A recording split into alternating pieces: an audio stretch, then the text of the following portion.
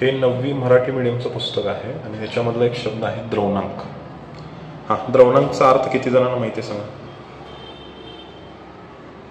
बरं. द्रवणांक हा इकडे बघा, द्रवणांक बोलीभाषेतला शब्द आहे का रोजच्या?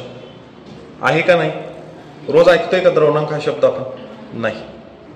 आता दुसरा शब्द सांगतो मी तुम्हाला, मेल्टिंग पॉइंट. मेल्ट ह्या शब्दावरून काय कळतं का बघा, आईस्क्रीम मेल्ट झालं. Yes, very good. मेल्ट झालं म्हणजे काय? वितळणे. किती जणांना माहिती आहे मेल्ट म्हणजे वितळणे?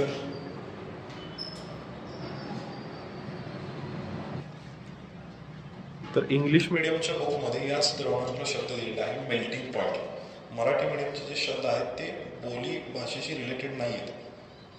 याविरुद्ध इंग्लिश भाषेमधले म्हणजे इंग्लिश सेमी इंग्लिशचं जे बुक आहे सायन्सचं, ते इंग्लिशमध्ये असून सुद्धा त्याचे जे वर्ड्स आहेत ते डेली लाईफमध्ये आपण वापरतो, त्यामुळे ते मुलांना सोपं जातं. हे जे पुस्तक आहे हे सेमी इंग्लिशचं आहे. याच्यामध्ये द्रवणांकाऐवजी शब्द वापरलेला आहे मेल्टिंग पॉइंट. आपल्याला बोलीभाषेमध्ये माहिती आहे आईस्क्रीम वितळलं, मेल्ट होणे. मेल्ट म्हणजे वितळणे. तर याच्यामधून आपण काय शिकायचं? The moral of the story is that की सर्वांनी मराठीऐवजी सेमीमध्ये ॲडमिशन घ्यायला they should prefer to take admission in semi English. फायदा असा आहे की 10वीपर्यंत तुम्हाला परवानगी आहे. तुम्ही मराठी माध्यमातून शिका, उर्दूमधून शिका, सेमी इंग्लिशमधून शिका, इंग्लिश मिडियममधून शिका.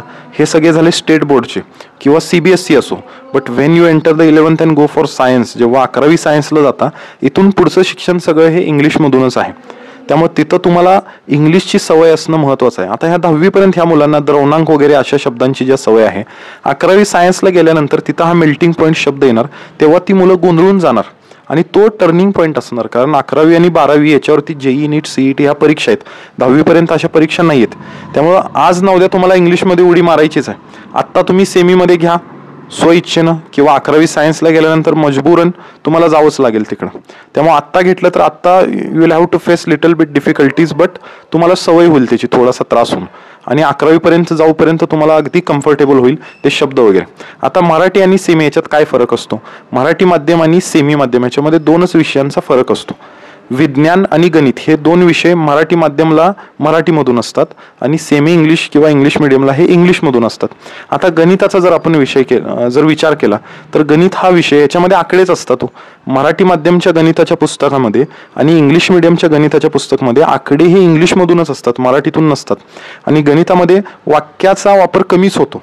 थोडेफार शब्द आले की म्हणजे थोडक्यात गणित हे मराठीच्या माध्यमाला, मराठी माध्यमच्या विद्यार्थ्याला सेमी माध्यमामध्ये गेल्यानंतर गणित हा विषय अवघड नाही जाणार. त्याला फक्त डिफिकल्टीज फेस कराव्या लागणार, थोडा त्रास होईल तो सायन्सला, ते पण थोडे दिवस. एकदा का त्याला ते शब्दरचना, फ्रिक्वेंटली यूज्ड वर्ड्स जर कळाले, थोडेफार वाक्य बनवू लागला तर ते त्याला बेनिफिशियल होईल. Thank you very much.